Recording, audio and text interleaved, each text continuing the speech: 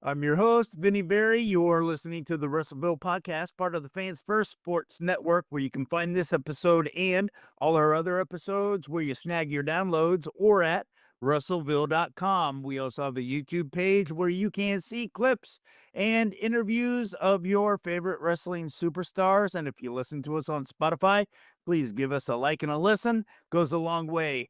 My guest this episode, 22-year-old Brayden Toon. How you doing, man? Good, good. Thank you for having me. Oh, dude, I'm excited about this, and we've been trying for a while. Long time. A very long time. What do you think? Very long time. About 3 months? Yeah. Yeah. Yeah. That's three. Yeah. Going on 4 months probably at this Yeah, point. probably. I think we started talking to each other in November. Yeah. It's been a while. It's a long time coming for sure. But that's okay, man, because I've been looking forward to it. I've been watching, I've caught a couple of your matches. I've caught a couple of your matches on IWTV, hmm and you're running pretty hard on the independent scene. Trying to. Yeah. Yeah. Well, 6 years in, right? Yes. 6 years. Long 6 years. So what I guess did you turn pro at 16 or start training at 16? So wild story. I had my first ever professional wrestling match at the age of 8. My dad ran his own promotion, and then I had a childhood best friend named Brady, and two people called out. My dad just put us in the ring. That was my first ever match, and then I started wrestling full time at 16. So yeah, So what was it about pro wrestling for you? it's just a family thing. My dad did it, my brother did it, my uncles did it. That was just what our family did, was just wrestle. So that's the only thing we really had. So I just kind of just had no choice to be a wrestler, honestly. And you're based out of Alabama, right? Yeah, based in Alabama. And so what is the scene like in that state, or what is the scene like in the surrounding areas? But if you look at your database, Braden, you're doing some traveling. Yeah, yeah. My heavy traveling's in the Northeast. I'm up there so much people think I live up there, so it's kind of funny. But the scene in the Southeast is just kind of, I guess what's always been. Um, Everyone kind of works with each other, but not really. If that makes sense. You got Rocket City, Action, TWE, I think Spartan Wrestling, New South, a bunch of just great promotions in the Southeast. I think right now it's a hotbed for professional wrestling. There's a lot of good stuff going on. So yeah, we can't go wrong with Southeast wrestling, I don't think. Right. And of course, some of the companies that you've been wrestling for, Mhm. Mhm. some pretty prominent, I would say, right? Yeah. GCW, Yeah. Juco, Yeah. Very fortunate. South in action, and I'm sure we're missing a couple, but how did you get on those guys' radar? GCW was kinda just a coincidence thing. They came to Alabama, one time, and then I helped with, the setup, and then the next time they came around, they had the Chicago the day before they had Huntsville, and I rode with it was me, Hunter Drake, Kinsey Page, and Kylie. I rode up, helped with setup again. I didn't get on, but then the next day we drove straight back down to Huntsville, and then I was helping set up again, and I was sitting there talking to my girlfriend, and Brett just comes to me, and he was like, "Hey, get in the ring. You're in this match." And I go, "Oh, okay, cool." So that's how GCW kind of happened, and then I just kept going and doing ring crew, and I still just, I don't, if I have a free weekend open, I'll just go up there wherever they are and just help out and just hang out with the boys. If anything happens, it just happens. Same thing happened with H2O on us. I set Matt Stream on. I was like, "Hey, I'll be in the area if you need any extra hands. Like, I'm willing." And then kind of just led to opportunities and opportunities.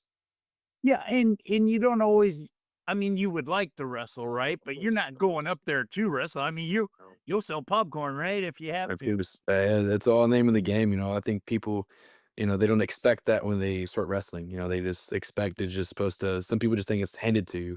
You know, I don't think so. I think it's all about how cliche it is. Paying your dues. I'm 6 years in. I still do it every weekend, setting up chairs, taking the ring down, whatever it takes. I try to just help the younger talents and the promoter as much as I can. Yeah, and it's funny is because I have talked to some people, and they kind of feel like that's beneath them. Yeah, yeah. I mean, it's just. Uh, I don't know. I guess this is who you are. my dad was very, like, old school, he's still is old school, he's always like, "Yeah, pay your dues," and I'm like, "I understand." Some places, are a little bit more lenient. I kinda just think, okay, they have, I guess the quote unquote young boys, they have to do that. But if I see people are just short-handed, and I'll just lend a hand and help out as best I can, like, I don't think it's ever, you know, above me or below me. I think wrestling doesn't owe me anything, it's given me a lot of privileges in life, so I just wanna give back as much as I can.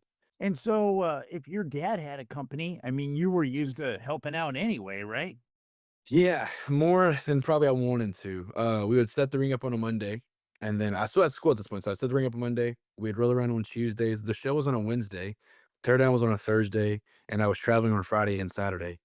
So I was just always doing something, setting a ring up, tearing a ring down, putting up chairs, you know. So I was always doing something for my dad.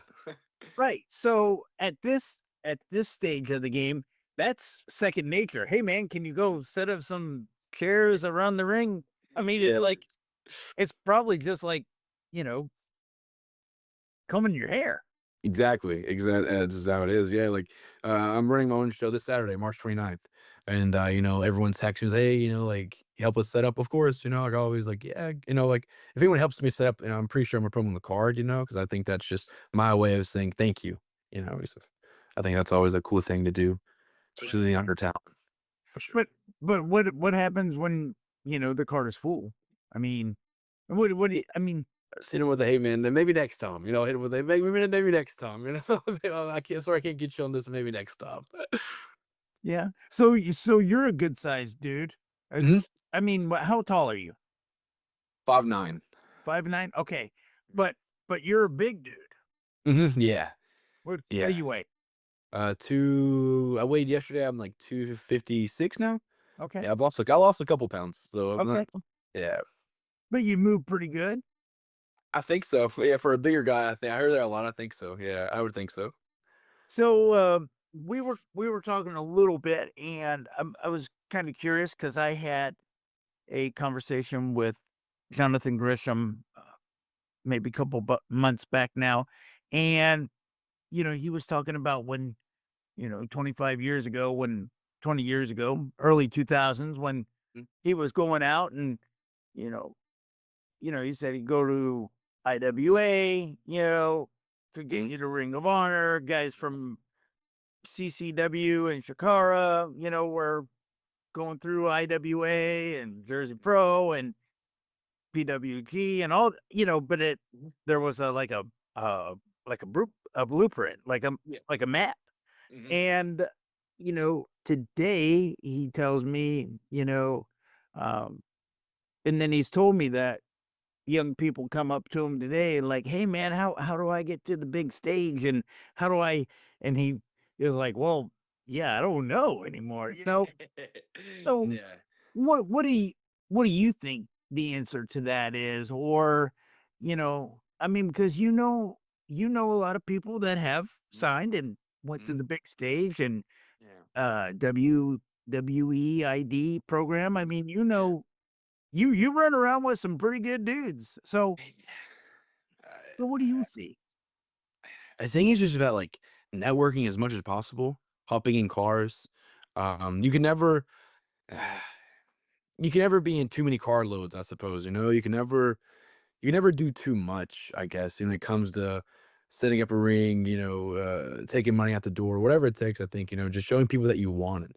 I don't think a lot of people at this point just show people they want it. I think they just expect a lot of things, as is what I see. I think networking is just that biggest thing of like, especially knowing, I feel like knowing the right people, and being around the right people will help you get the farthest, I think. Like that's what I personally would say, this day and age for sure.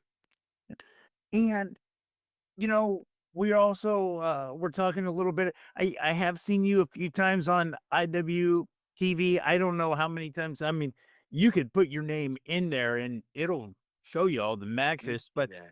do you feel like that's helped you a lot by getting some eyes on you? Absolutely. I think, I would always just try to hop in a car or always just drive myself, to a show. And even if no, they don't respond to me, I'll just, 9 times out of 10, I'll know someone on the show and I'll DM them, hey, like, what time setup? Where are you setting up at? And then that's just really how it is. You know, like, hey, I get the information for you. Usually the booker texts me back, you know, like setting up this time, please be here. Of course.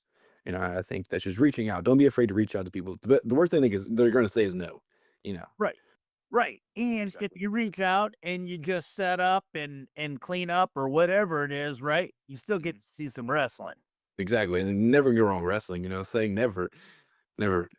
So you you also too have participated in a lot of multi-man matches. Mhm. Is you know, is that is that because there's opportunities for many wrestlers and it's you gotta use them somehow? I mean, I mean, wh or are you just lucky that way? I really don't know the answer to that. I think it's just one of those things where it's just like I think the promoter is just, you know, like, okay, like, you came this far, I'll give you something, you know, and then I think, you know, like everyone's appreciative of that, and every time, you know, you take an opportunity in wrestling, you just gotta capitalize on it. You know, if it's, you know, selling, if it's, you know, putting over the talent that they're building up, I think, you know, whatever aspect, you know, the promoter gives you, just gotta say yes, sir, and you gotta do it the best of, you know, your abilities. So I think it's just one of those things where maybe there, you know, there isn't enough room on the card for everyone, so you got to throw in a multi-man match. And there's nothing wrong with that to me. You know, I love multi-man matches. I can breathe, you know, so Right. I'm appreciative of them for sure.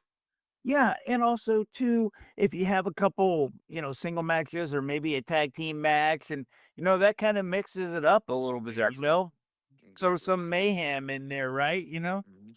Yeah, you're never gonna have too many flavors of ice cream. I don't think Right. to say per se, for example. Yeah, absolutely, because you do need a little bit of everything on the card, Little right? flavors, and absolutely, yes, sir, for sure. Yeah. Have you had the opportunity to participate in the more harder style of wrestling, like the death match and stuff like that? Is that Not yet, but I'd love to. I really want to. Like that's just a part of wrestling that I haven't really tapped into.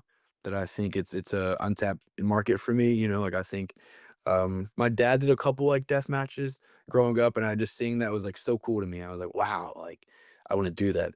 So I really think it's just something I definitely want to try before you know, whenever the day as I quit wrestling, I want to try it at least once. You know, just to say I did it.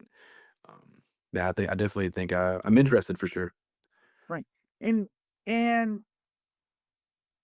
you've carved this I think a pretty good space for yourself in independent wrestling. Thank you. Yeah, man, absolutely. You're welcome. Boy, you're working hard. You Mhm. work frequently. Thank You're yeah. So where is where's the goal? I mean, where do you want to go? I mean, do you have something in mind? Do you want to wrestle overseas? Do you want to WWE? I mean, what are you thinking? I definitely wanna go to Japan. Like, that's my dream. I wanted to wrestle to go to Japan. That's to me, that's just my style of wrestling is Japan. I think, you know, everyone's goal maybe in a different way is to be on national television. And of course, if, you know, anyone ever comes offer me a contract, I'll definitely say yes, but I would be probably the happiest in Japan. There's just something about Japan wrestling, strong style wrestling to me that's just like it draws me in. I've always been appreciative of Japan wrestling, so I think that's where I wanna end up at. So being in Alabama, what's the furthest you've traveled? Canada, I'd say. I think Canada, Tijuana, and then probably California are the 3, you know, furthest I've been. What was the wrestling like in Tijuana? I went with GCW, so it's kinda, you know, very fast paced. You know, very it was for the moment, you know, how it happened. I did GCW in California, and then they asked me to do Tijuana, and I was like, "Absolutely." It was the same. I think, you know, for me, it was very fast paced. I think I've meshed right in because I try to go fast paced just like them, but I think everything kinda just flowed, you know, the same as it kinda would here as well. Right. And when GCW when they went over there to California, they're using California guys too, or is it? I mean, how's it? Because they really do have like a potluck of guys, right? I mean, right? Yeah. Yes, I think, like, the last shows I've been to, they've booked Jordan Cruz, the Young Prodigy, I forget his name. That gets really good. They definitely use, like, the local talent as well as, you know, their main guys. I think that's very cool. I think that's very cool to give them a bigger stage. Right, absolutely. Well, you're coming in and I've seen them go into different places and then I've seen some guys from that area on the Mhm, card, right? And then mhm, they'll bring in some, some other big names on the independent scene, right? And mhm. so Yep. it it makes a lot of sense because when I was working for an MMA company, we did that a lot where wherever the city was, we want to get homegrown guys out. Exactly. Exactly. We went to El Paso and we were getting a lot of West Texas guys on that card and of course bringing our company guys, right? Yep. But we Exactly. wanted to stack it with say half and half, right? Yeah, I think Bring that's our guys in to fight those guys. yeah, I think that's the smartest way to go. Yeah, because what you're doing is you're hooking the Mhm. hometown crowd. Exactly, yep. That's the draw there in Yeah. essence, I feel like. Mhm. Yeah, and you it helps to have people in their arena. Exactly, it definitely does for sure. Definitely does. Now, when you were wrestling during COVID, did you do any of those matches, like empty building matches? Did you participate in Um, any of that? yeah, I did. I did a thing called Pro Wrestling Mixtape, and it would just a select few fans. It'd be like more like an invitation of like the close knit crowd. Would just be around the ring, and then the wrestlers would be around the ring too, and then two wrestlers would get in the ring, and then everyone else would just be around the ring. It was very cool. I was very appreciative of that. Yeah, what was the main difference you think between something like that and then feeling the fuel of the crowd and Mhm. I think it's man, it's very different. I don't know how to explain it, but it's a different feeling. To me, I think people being around the ring and like wrestling open to me. I think that's so awesome because it gets the crowd so much more invested because they're right there in front of you. So I definitely missed that part of it. But there's just a way that when the arena's full, to the brim of fans, you just can't beat that. There's just it does something to you. I can't even put it into words. yeah, I've seen wrestling open, right? Mhm, mhm, And in a few times, but yeah, there's no guardrail, mm-mm. right? No, no, none at all. No. Yeah. That's interesting. And why do you think that is? Is it the size of the building? Is it No, the size of the building is, pretty large. But I really don't know, but I think it just draws that attraction into like the fans. Like, you go to this show and you gotta sit down and you can, cheer, but if you come to Wrestling Open, you can be around the ring, you can be on the mat, you can be yeah. right there with the wrestlers. So I think it's more of a drawing aspect, but also more of an intimate aspect too, to have that relationship with your fans. Yeah, absolutely. No, it would definitely bring the intimacy, right? But Exactly. I don't know if I can handle that, dude. Yeah. You know? It was different. I did Wrestling Open, I think in September, and that was my first time. And I wrestled Bryce Donovan, and there was just something about getting beat up in front of a person that was like you can just hear them cheering for you, and I was like, Right. this is awesome. I love that. It Yeah, was but just different. I don't know if I can handle it as a fan. Yeah, they're wild. You hit the ropes in front of their face, and they're just still staying there. I'm like, that's okay. You're brave, Yeah, for sure. and they could probably, you know, take a foot or right? I Mhm. mean, Yeah. There's always that possibility. Mhm. say that again? There's always that possibility for sure. Yeah, definitely. Yeah, absolutely. Definitely. But I've seen the guys come in and Mhm, the fan favorite, right? And mhm. they're loving on them and they're, Yeah, picking them up and patting them on the back. They're just mhm. real friendly, really into it crowd. Exactly. Yeah, and I love that kinda crowd for sure. Yeah. So, when you first went up there, I guess they told you about it or you knew about it Mhm. or what was your, because it's different, right? Yeah, it's definitely different. Of course, I've watched Wrestle Open a couple of times, but, I didn't expect it to feel that way, as in, like, more like, it felt not easier would be the word, but it just felt so much like it was a different connection I had with the fans. than I have it with the fans sitting behind a barricade because they're right there. Like it's different. Right. Like, and I like that. I like that aspect of the fans feeling the pain that I'm feeling, and I'm right there in front of them. Right. Right. And then being in an empty building compared to something like that is huge, right? I mean, it's Oh, there's yeah. No, 9 day for sure. when 9. when I was talking to some wrestlers for the books, they would always mention things like, we would do the same thing Mhm. at practice as we would do at the show, Mhm. but even though it was the same exact bump, it always hurt worse in New the York. gym, right? When he said, I I don't know why, but it didn't seem to hurt as bad as I was. It's got to be the adrenaline, right?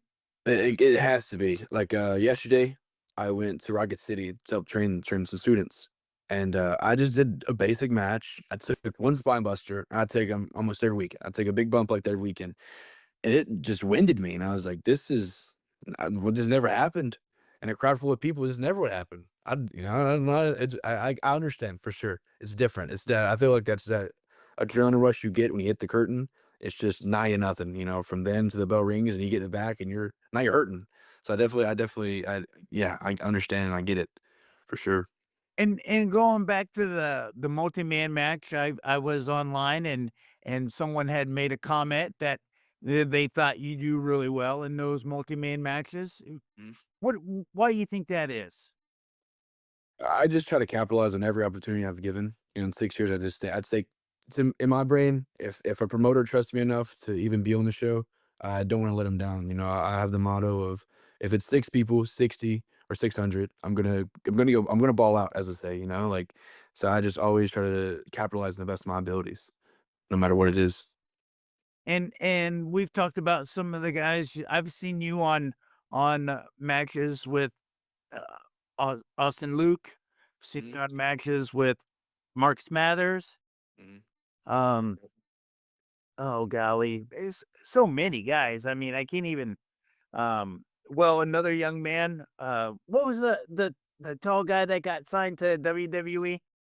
ID the Holloway, Sam. Oh yeah, say Holloway, yes. Yeah, Yep. so I've seen you on show with Sam Holloway and Mhm, uh, so many, dude. And so when you're wrestling with those guys, and I would put you in that class, man. I mean, I would with all those guys. I mean, and but is there anything that you take from them? Like, what do you think it is about Marcus Mathers and what makes him so special?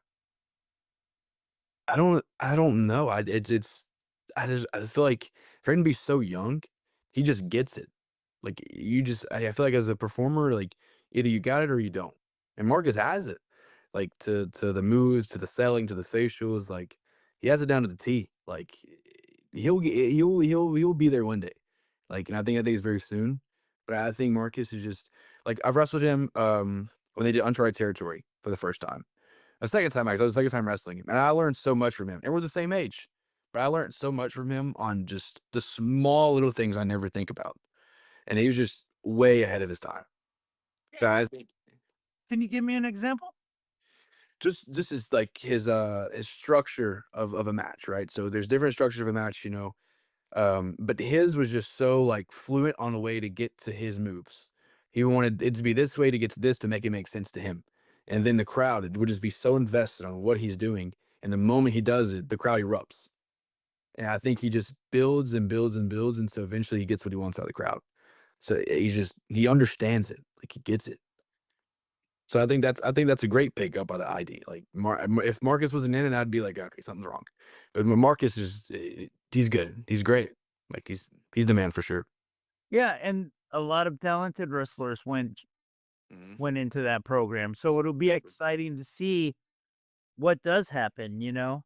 Exactly. Yeah, I'm very very excited. Have you had the opportunity to see the few shows of Evolve?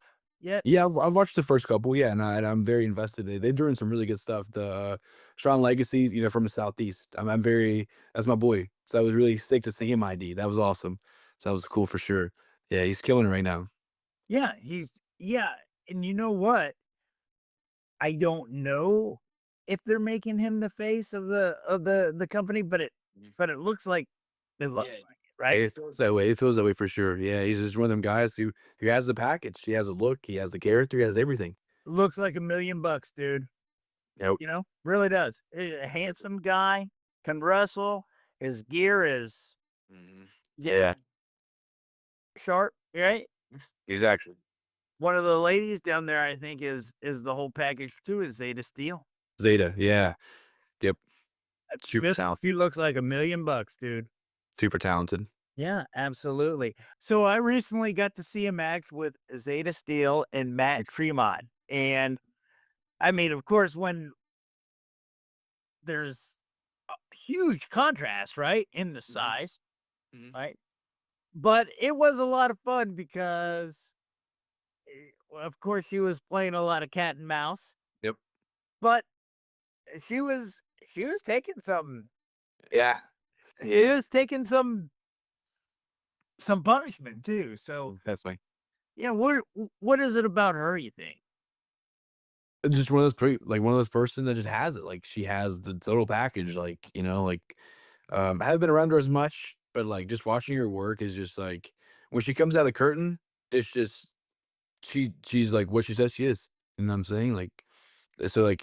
She's good. Another great pickup by the idea for sure. Yeah, and on the mic, like, doing promos and stuff, Mhm. very believable. It's just like that was when I saw her cut promos, that was when I thought, "Okay, not only does she look good wrestling, she looks I mean, again, she could be an actress, right?" Mhm. Yep. And but her gear is top notch, but when I heard her cut a promo, I just thought, "Yeah, she has it." She Exactly. Yep. Yeah, and for her to be in that program, yeah, that's where she needs to be, you know? Definitely. Definitely. That's the best for sure. So, what do you it's 2025. What's you got any short-term goals for yourself this year? Uh, just keep grinding. Keep being just making my name bigger and bigger and bigger, as the months goes on. But I think every year the goal is Japan. No matter if it's a month from now, the end of the year, next year, it's just Japan. Like I just really, really want to go there. So I think the short term goal is Japan. How crazy and far fetched it seems, I think I can achieve it. So that's the goal for sure. And now that you're wrestling professionally, what's the input you get from your family that's been in the business? It's the total opposite you would think, I bet you. They're I think because my family's been through and they've wrestled for so long and they're old and beat up, and they started a little older than I did, I think. They just want me to settle down, get a 9 to 5 with a 401k and just be a family man. And I'll listen and I'll, not be okay, that's cool, cool. But in my heart and my soul, uh, I feel like I was born to be a professional wrestler. So that's what I'm gonna do until the end of time. So I can't do it anymore. And besides wrestling, is there any other aspects of the business that because I know a guy that wrestles, but he makes gear, and decent gear. I'm like, wow, man, that stuff is really, really sharp. I mean, and I've talked to other guys too, is like, if I'm not wrestling, I'm doing this. If I'm not doing this, I'm wrestling. If I'm Mhm. so it is it that way for you or what is it? Yeah, I think, if I'm not wrestling, I'm either promoting a show or booking a show. I think I get that from my father, being around him at such a young age, and every week he would just sit down and write a storyline out, and he would just pick from there and just branch off. Like I mentioned earlier, my best friend Brady, we have a company together called 4LPW, which is For Love Pro Wrestling. And we just do that together. It's just our thing. If I'm not wrestling, I'm thinking about when's the next show? Where's the next show? So I think that. All right, man. If people are listening to this and they want to follow you on social media, how do they go about doing that, Braden? On X or Twitter is Toon underscore Brayden, Instagram is Toon_1223, and Facebook just Brayden Toon. All right, man. Well, I really appreciate you giving me your time. I thank you so much. You're a heck of a nice guy, man. You're doing excellent work in the ring, and I can't wait to see your future, man. Thank you so much. Thank you. Yeah, absolutely. Thank you. You're listening to the Russellville podcast where wrestling lives.